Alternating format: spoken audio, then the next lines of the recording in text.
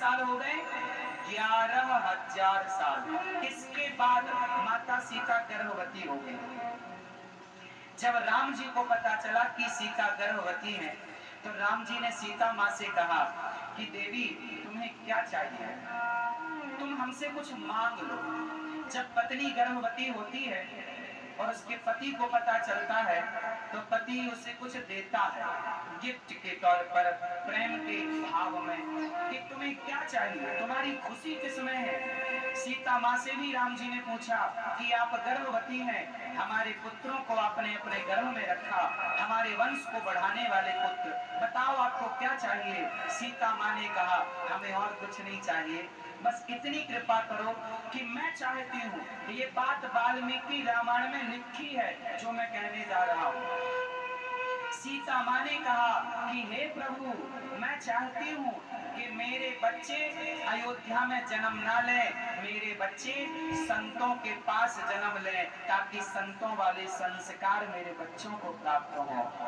राम जी से सीता माँ ने यह वरदान मांगा कि मुझे वनवास भेज दीजिए, मुझे संतों के पास भेज दीजिए, ताकि संतों वाले संस्कार मेरे राजसी में कहीं मेरे बच्चे बिगड़ ना जाएं। ये बात किसने कही?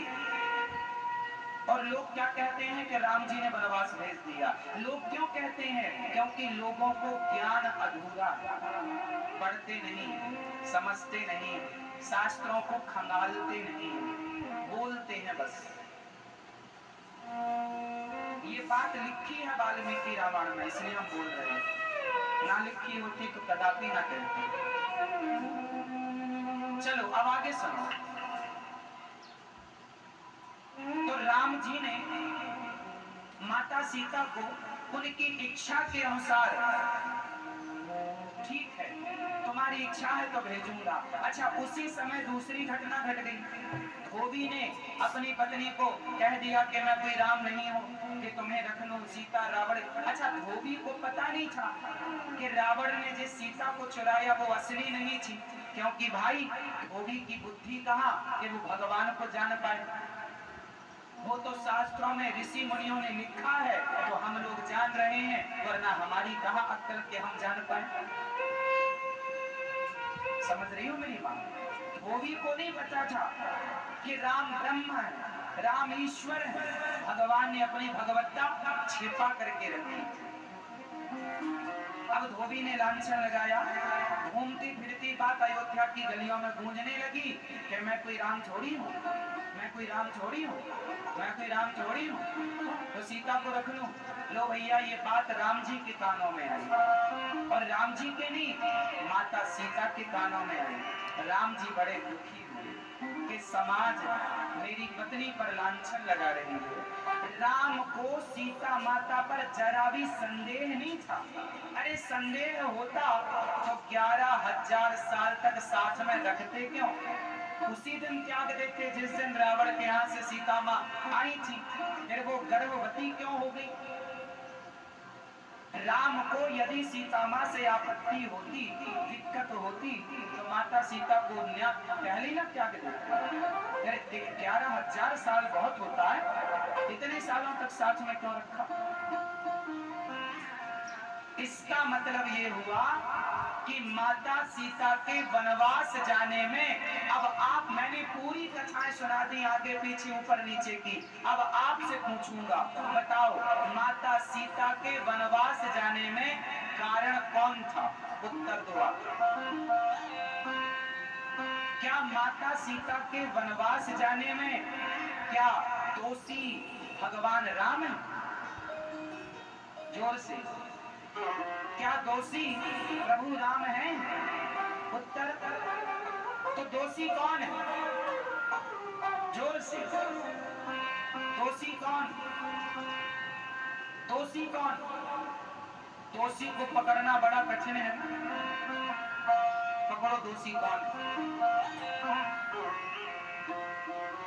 दोष किसका है साहब? किसको दोष लगाएं?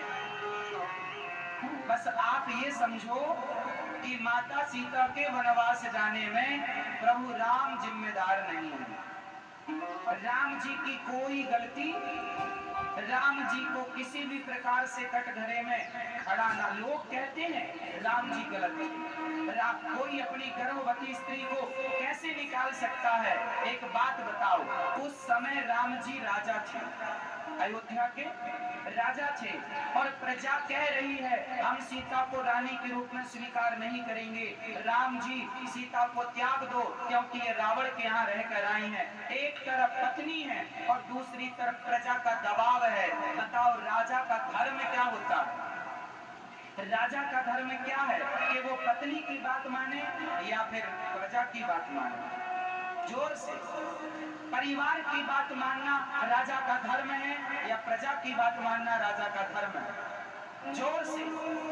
हाँ, राम जी राजा थे और राजा का धर्म होता है वो परिवार की नहीं, वो प्रजा की सुने, क्योंकि प्रजा ही उसका परिवार है। तो राम जी ने प्रजा की बात सुनी और प्रजा की खुशी यदि इसमें है कि सीता मेरे से दूर हो जाए तो कह दिया लक्ष्मण जाओ, ले जाओ। कहाँ ले जाना?